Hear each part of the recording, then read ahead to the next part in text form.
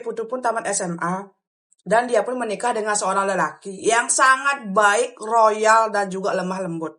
Saat itu Ge Putu menikah dalam keadaan sudah hamil, tapi setelah Ge Putu menikah ternyata suaminya ini tipikal delemo yang suka KDRT, menjudi, memunyah, ngeluwo, dan juga sengelah kecer alias miskin.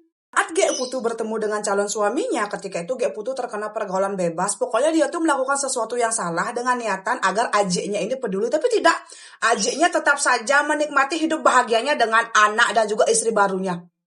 Dan setelah Ge Putu menikah dengan niatan mencari kebahagiaan di tempat yang baru, tidak semata. Akhirnya Ge Putu pun memutuskan untuk bekerja di sebuah rumah sakit dengan bantuan mertuanya dan Astungkara. Mulai dari itu Ge Putu pun mulai mandiri dan juga bisa menghidupi dirinya sendiri. Tapi Ge Putu berpikir, siapa tahu setelah Ge Putu punya anak kedua, suaminya akan berubah. Tapi tidak, semata. Setelah anak kedua lahir, suaminya malah tidak mau bekerja, menjudi, memotoh, bahkan makin menjadi-jadi KDRT, semata. Akhirnya ya, karena Ge Putu waktu hamil sering di KDRT, bahkan setelah anaknya lahir ini juga sering di KDRT, Ge Putu tidak tahan lagi. Dia pun mulih ke rumah Bajang dan juga menceraikan suaminya ini. Singkat cerita, setelah Ge Putu ini berstatus jendes, dia pun bertemu lagi dengan calon suami yang menurut dia baik, royal, dan juga bertanggung jawab. Tapi setelah Ge Putu menikah dengan calon suami keduanya ini, ternyata sama semata. Suami keduanya Ge Putu ini juga mau kondo, KDRT, memunyah, dan juga sering sekali melakukan hal-hal yang ngelitai ke puluh. Di sini Ge Putu berpikir keras, kenapa? Kok nasibnya seperti ini, semeton? Ge Putu berpikir siapa tahu suami barunya ini setelah punya anak akan berubah. Tapi tidak. Setelah anak ketiganya Ge Putu ini lahir dari suami keduanya, suaminya tidak berubah.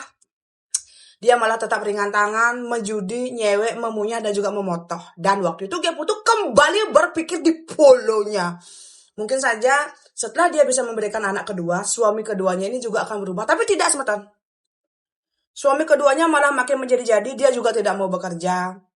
Bahkan sekarang, Astungkara ya, perekonomiannya Ge Putu dengan suami keduanya ini bisa dibilang sudah mulai terangkat, tapi suaminya malah makin gila, semeton. Ge Putu setelah bercerai dengan suami pertama, tidak diizinkan bertemu dengan kedua anaknya. Dan setelah Ge Putu menikah kembali, Ge Putu tetap terbelenggu dengan suami Mokondo, sing lancah, sing latai, dan juga ringan tangan, dan juga sifatnya yang sangat brekele. Bahkan semeton, saking bolonya Ge Putu tidak sanggup lagi menahan ini semua, Ge Putu sering sekali kontrol ke RSJ yang ada di Bangli, karena dia merasa sepertinya mentalnya sudah tidak kuat, semeton. Belum Ge Putu menikah dengan suami keduanya ini, sebenarnya